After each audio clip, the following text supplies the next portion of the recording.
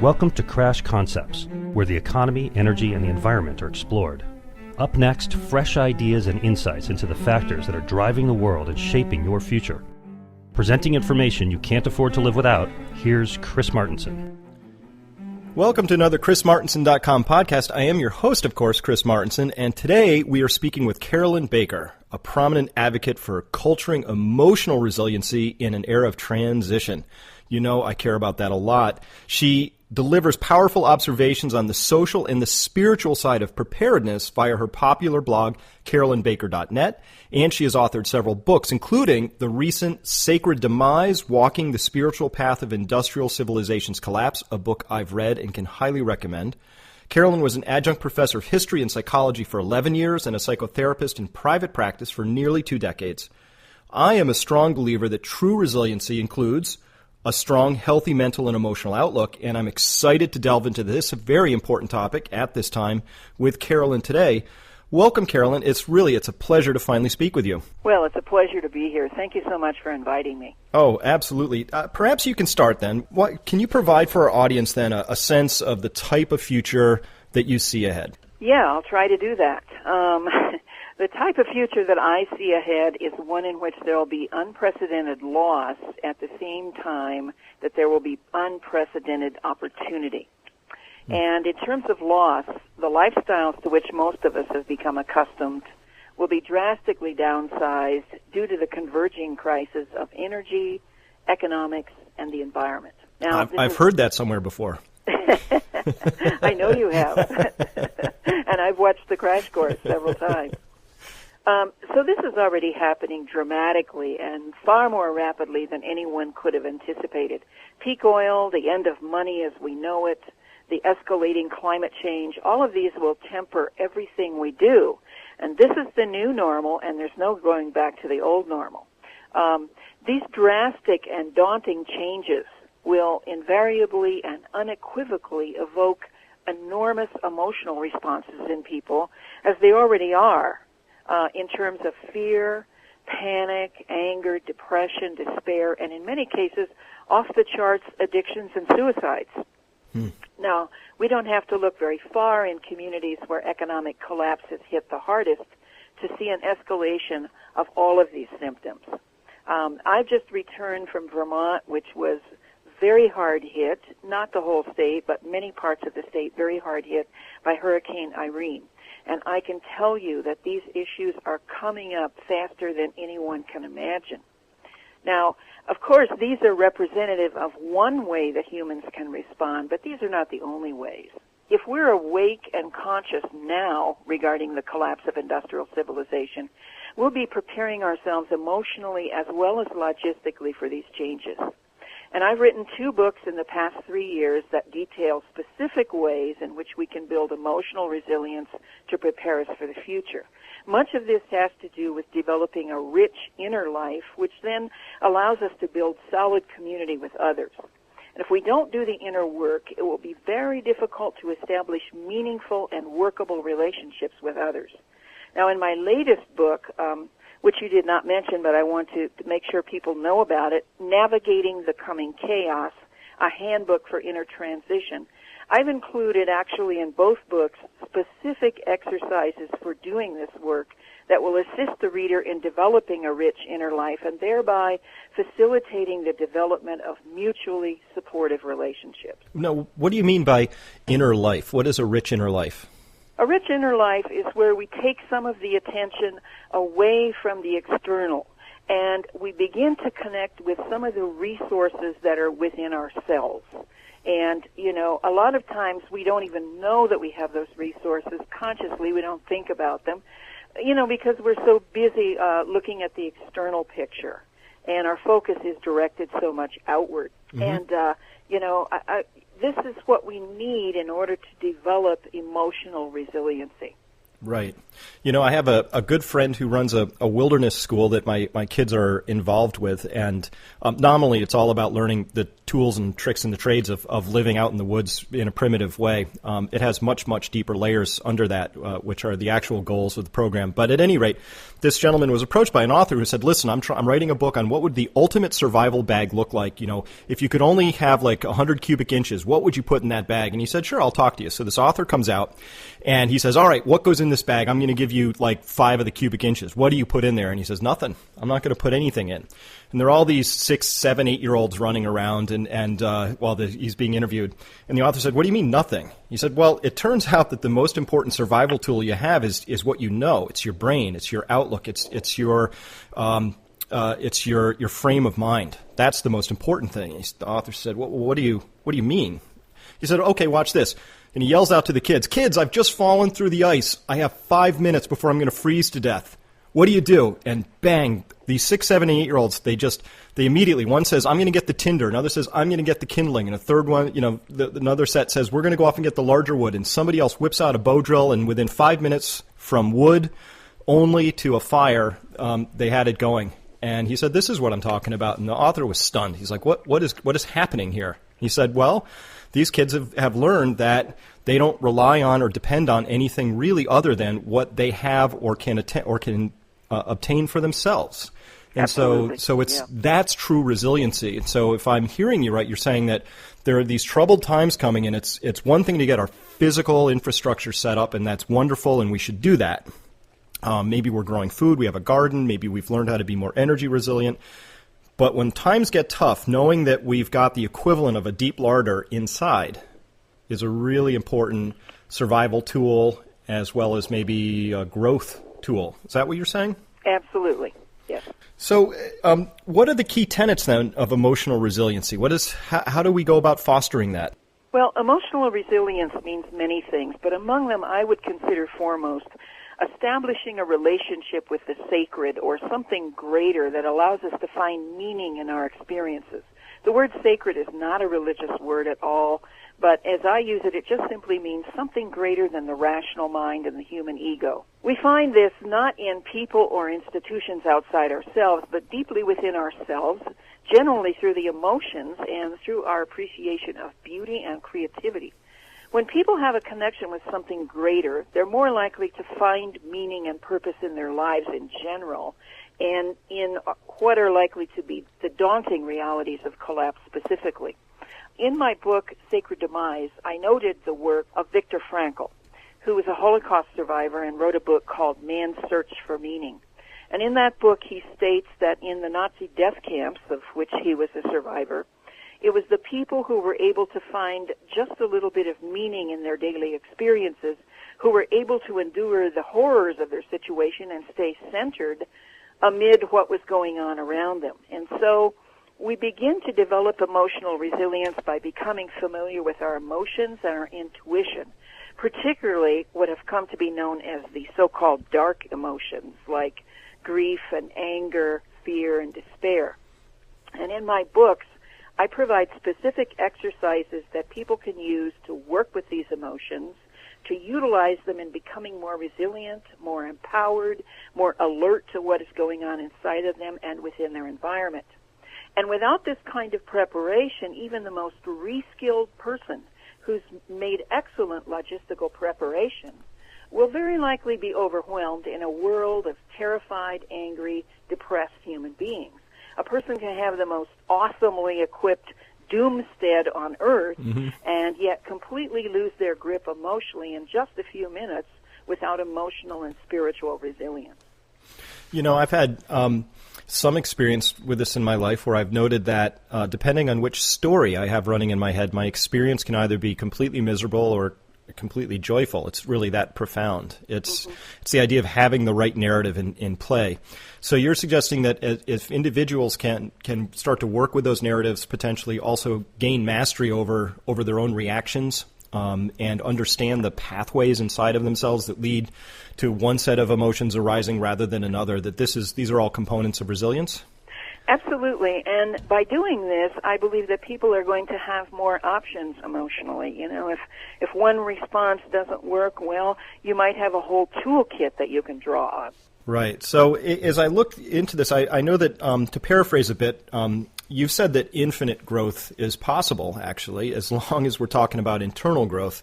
What do you mean by that? What I mean by internal growth is, again, looking at these emotions, working with them, not being afraid to really go through them. Because, in the word emotion, we have the word motion.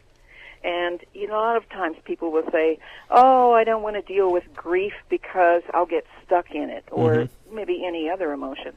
But, if we allow ourselves to go into that emotion, and I want to emphasize we need to do this with support of some kind, we find that those emotions just naturally flow and change, and we don't get stuck in them. We actually move through, and generally we find ourselves bigger people having much more of a repertoire emotionally than we knew we had. Now, I'm really intrigued by you say it's good to do this with support of some kind. A general question or response that we get a lot at our site is that people are often in mismatched partnerships, meaning that one of them sees these changes unfolding, wants to respond to them. The other partner does not either see them or wants to remain in denial around them. And this creates some tension. How does, if you were in that sort of a relationship, how would you find the support you needed?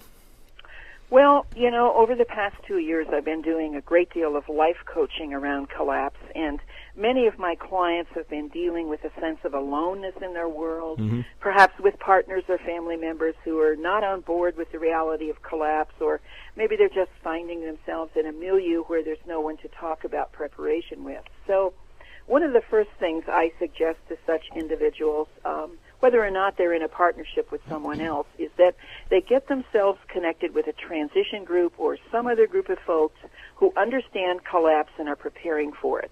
I believe that we absolutely cannot prepare in isolation. So connection with others is the first action step in dealing with estrangement. And I also suggest, and I give these out in workshops a lot, suggest people read the article that your wife Becca wrote on dealing with a reluctant partner, which I believe is still at your website. Secondly, I coach people in specific ways to communicate with partners and family members and friends about collapse, because often the way they're doing it is not working. And all of this has kind of motivated me to create a one-day workshop on relationships in the long emergency, which I'm delighted to take to any community where we can get 10 or more people together to work on these issues. And I ask people to consider bringing their partner or family members to the workshop with them so that they can work all together, because I want to honor the concerns of the people in their lives who are resisting talking about and preparing for collapse. Absolutely. I can't resist. How would people contact you in order to bring that workshop to their community? They only have to email me at carolyn@carolynbaker.net. Okay. And so, in fact, in all the workshops I do, I structure specific ways in which people can build community with each other in the workshop and take these tools home to utilize them there to feel less isolated and more connected. Okay. I mean, that sounds like a very important workshop. When my wife and I do workshops, it is a piece that comes up a lot, is how do we manage the emotional aspects of this, dealing with friends, colleagues, coworkers, reluctant partners, people who, it's that sense of aloneness in the face of something that seems so large. Why would we want all the support we can possibly get? It's very challenging times. And as I look across the landscape today, it couldn't be more obvious. Everything, all the warning signs that people such as yourself, myself, many others have been talking about are there, and suggesting that there is going to be no return to the old normal. There's some sort of new normal coming. And reading Dmitry Orlov's work around his study and observations of what happened when the former USSR collapsed, the number one predator in that land was alcoholism and suicide. I guess those two predators, but they're often related and become one. So what you're talking about is we really want to avoid going down that path, because those are actually avoidable outcomes, aren't they? Yes, they are, absolutely. And, wherever financial collapse has hit the hardest right now, we can see a spike in all of those things. And so we really need to be prepared for that. As a matter of fact, when I was in Vermont, I met with 2 different groups of helping professionals that were, so ready to really go deeper in this whole topic, and because they work with folks who are being directly affected, and and they're being squeezed by the whole collapse of healthcare and so on. So these are just incredibly important and timely issues.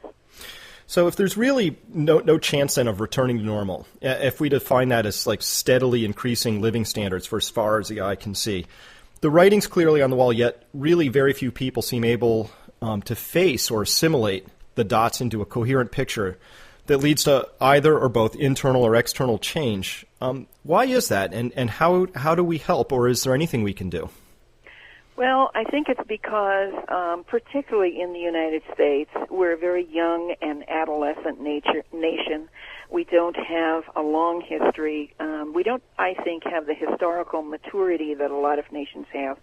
And so it's very difficult for us in this culture that is, of course, so inundated with consumerism and media, very difficult for us to really take a hard look at issues, because everything in this culture invites us to distract.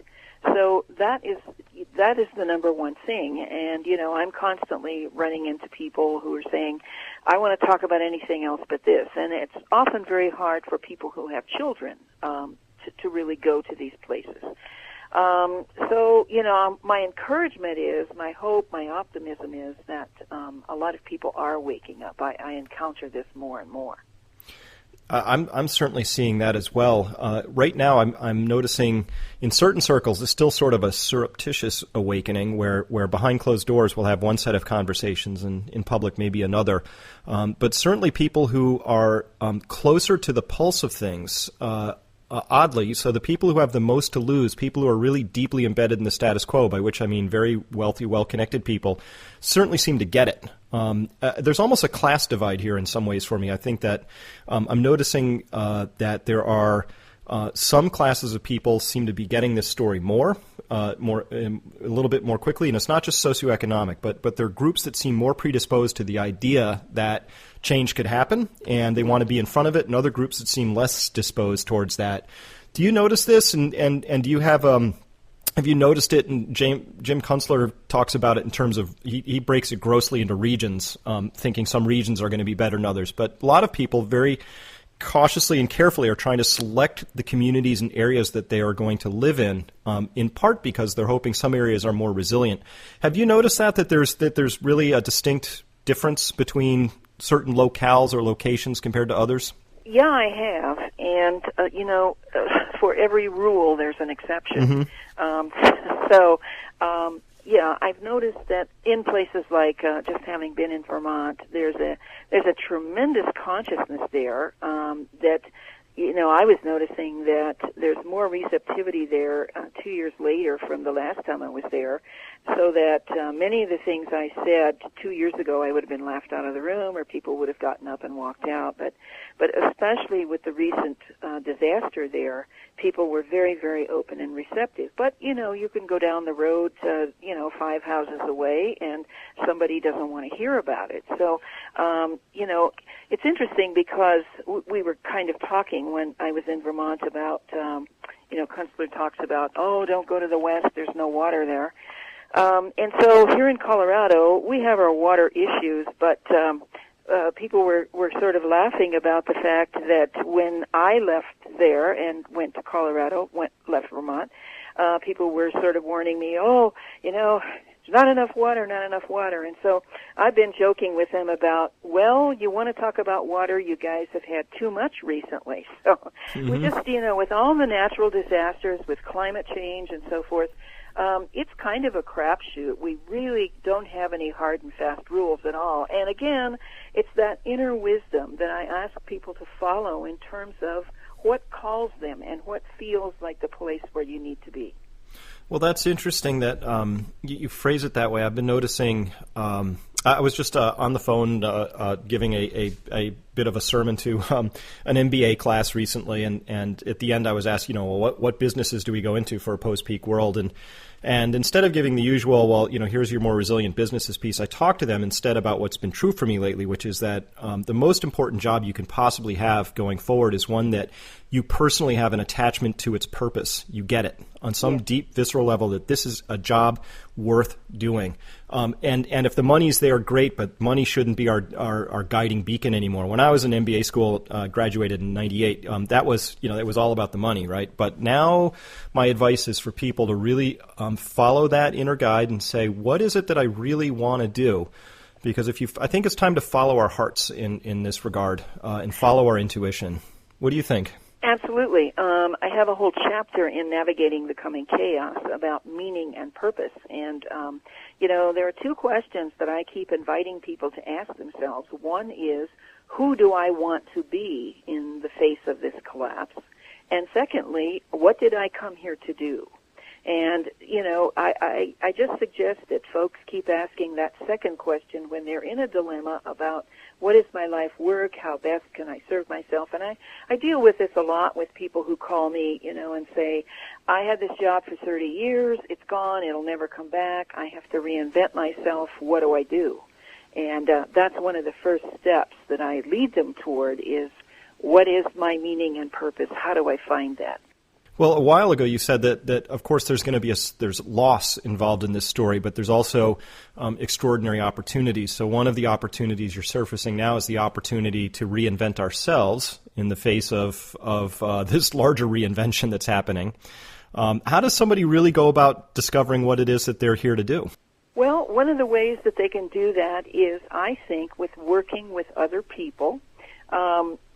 Again, I want to emphasize getting involved with transition groups. There's also a newer group, which some people might be aware of, called Resilience Circles at localcircles.org. Mm-hmm. It's another resource for creating neighborhood and community awareness and food security. As you mentioned Dmitry a while ago, and how important it was for people in the Soviet Union to stay together, to protect each other, watch each other's backs, not go out too late and never by themselves.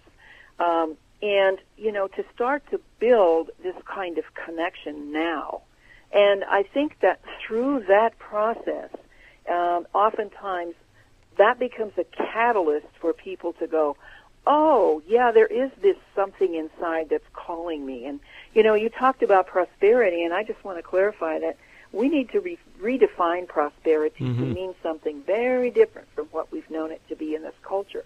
None of us is going to be prosperous as mainstream culture defines it, but we may very well be able to have what we need and really enjoy life, perhaps even more than we do now.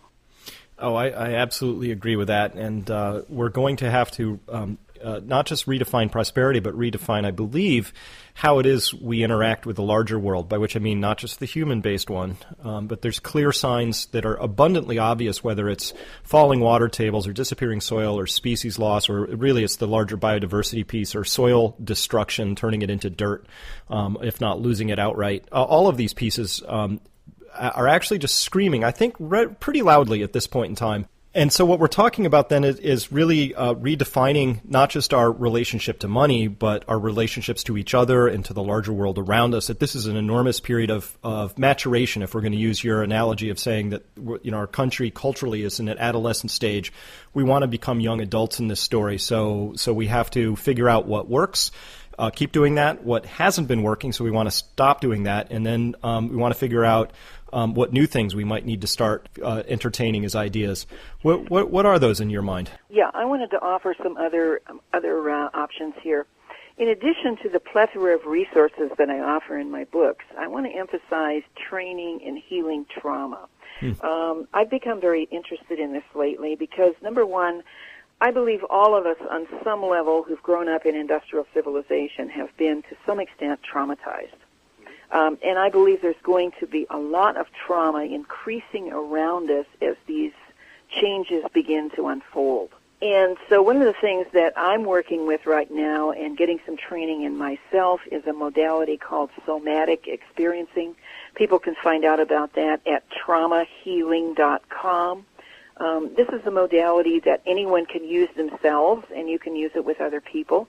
It was developed by a psychologist named Peter Levine that he developed as a result of a terrible accident that he had himself.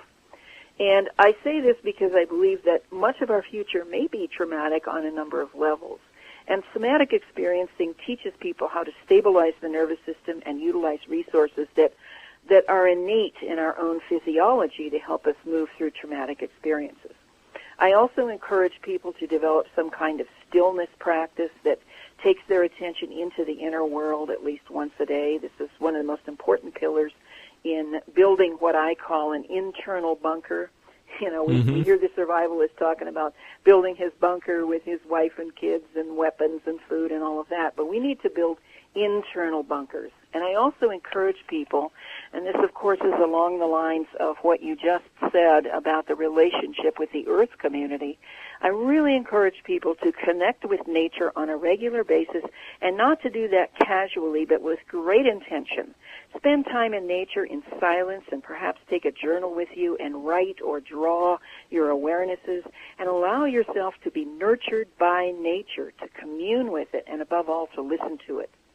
And then another piece that I've been talking about a lot lately is how important it is to create beauty and joy in your life. Preparation can and should be fun, at least sometimes. And so the use of poetry, dance, music, story, and art to nurture your soul and balance the darkness with joy is very, very important. I couldn't agree more. I really, truly believe that it's how we conduct ourselves during the journey is really important. And you know, you asked two questions that you like to leave people with to think about is, you know, who do I want to be, and what is it I want to do? It's around that first part, though, you know, who do I want to be and how do I want to be in all of this? I think it's really important that we have gratitude because we still have just tremendous abundance, historically speaking. We have immense resources in front of us, as scary as it all looks, because, yes, there's some loss. We are losing some things. Our monetary system is no longer functioning properly. In my judgment, our leaders have absolutely no clue about what the real nature of the predicament actually is, and they're going to preserve status quo at all costs. And unfortunately, some of those costs are risks, such as potential destruction of our currency, et cetera, and so forth. Big, scary stuff. Yep. At the same time, the sun rises every day. We still have, you know, our faculties and wits and most cases our health with us, and so everything is still possible in that world. And so here we are, and it's today, whichever day people are listening to this. What would you recommend for somebody who's hearing this and is itching and is saying, I really, you know what, I'm ready to dive off into that. You've mentioned transition towns. You've mentioned some other resources.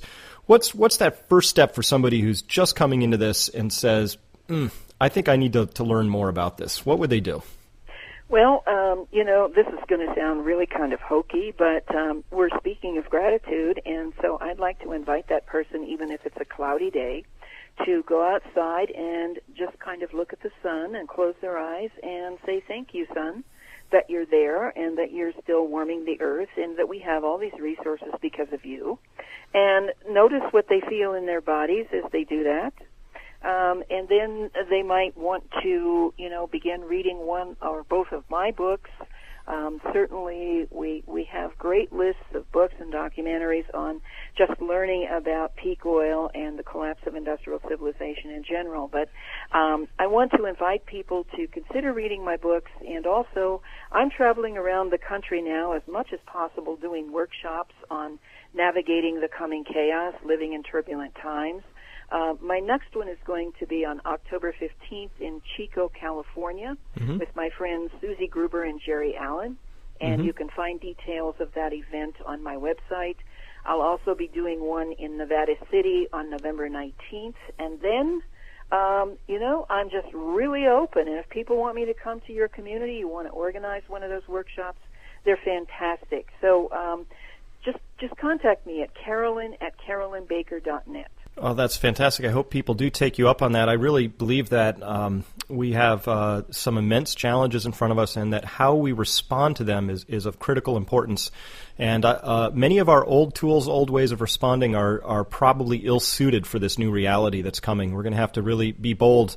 And the interesting part to me is that as I look back on all of this, I see that many of the skills and practices are not new ones, are they? They're actually quite old, aren't they? Absolutely.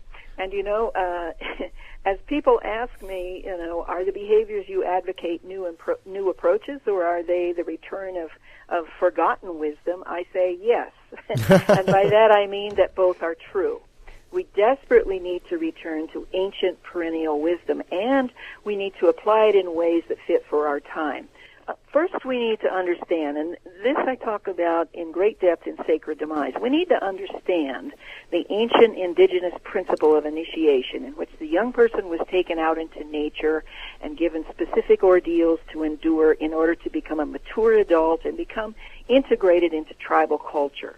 And today we need to understand that the collapse of industrial civilization is a cultural and planetary initiation in which every woman and man is being tested by circumstances in order to bring us to maturity and bring us again into intimate connection with the human community and the earth community. And like indigenous people who've been colonized by a dominant culture, we need to uncolonize ourselves emotionally and spiritually. In indigenous cultures, stories were passed down from generation to generation, which guided the community in its worldview and in its behavior. And then as those traditional cultures become colonized, those stories were lost as tradition was subsumed by modernity. So new stories of infinite growth and progress supplanted the old ones, and today we're witnessing the end product of the stories of industrial civilization. The old story has produced societies that are failing miserably, and as we work to build the next culture, we need to not return to the stories of civilization, but the ancient stories, and using those, we need to create brand new stories that will guide us and prevent us from allowing anything like industrial civilization to ever occur again on this planet. And I just want to say one more thing about that. I believe that we're all standing on an evolutionary threshold in which we have the possibility not only of creating a new culture, but actually becoming a new kind of human being that will understand how to live in connection with ourselves and each other and with the earth. So much of the suffering and angst that will happen in the meantime, we have to be prepared for, but if we can work with it instead of resist it, that evolutionary leap may be possible.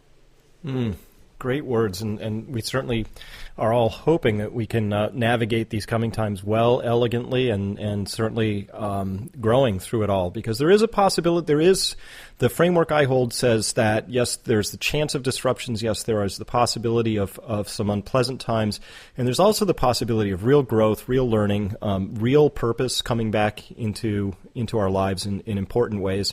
And so this is, I don't know if there's anything more unnerving for a culture than when its dominant narrative begins to break down.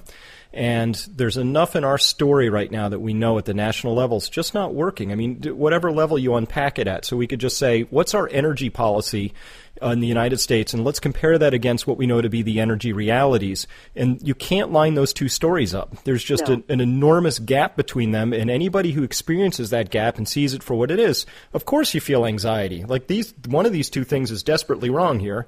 And I think I know which one it is. And so what we need to do is in the absence of a collective national narrative that makes any sense, I guess, well, it's up to us in our communities and ourselves to figure out what's true, how we want to align ourselves with that, knowing that nobody knows how the future is going to turn out, but boy, we can make some prudent decisions to mitigate risks, strengthen ourselves, be resilient. And the worst that could happen with that, is you end up, in my experience, is you end up saving money, you end up being in tighter community, you end up finding more out about yourself, you find yourself in deeper, richer relationships. These are all things that everybody is seeking anyway. So you get all that, and if it turns out these disruptions do happen, you're in a better position than you would have been otherwise. I don't see the downside. I don't either. And, as you speak about community and small areas, I just want to underscore that with natural disasters proliferating and being what they are, it is entirely possible that, many communities will be absolutely cut off from other communities. Again, I think of my experience in Vermont, and the many communities that were cut off for even 4 or 5 days, which isn't a long time in the long term of things, but these folks were cut off for 4 or 5 days from everything else in every direction. And what they reported is we came together, we cooked meals for each other, we had times of celebration, we asked each other how we could help, we cleaned up for each other, and it was really quite amazing. So I really want to emphasize that the very small scale, even the neighborhood level, is extremely important to be working on. Absolutely. And on those encouraging words of hope, I'm going to close this and just mention again, we're talking with Carolyn Baker, and it's just been my pleasure to talk with you, and I hope we get to do this again sometime. I do too, and I'm so happy that you asked me to do this. Well, I'm glad you accepted, and we'll be seeing each other, I'm sure, at some point. I'll be out in California roughly the same time you're going to be with in your October conference out there, so perhaps our paths will cross. I certainly hope so. Me too. Be well. Thank you, Chris. This concludes this podcast by Chris Martenson. To gain further insight into where things stand today and what might happen tomorrow, please visit chrismartenson.com. That's CHRISMARTENSON.com. Please join Chris Martenson next time to continue your journey toward awareness, understanding, and action.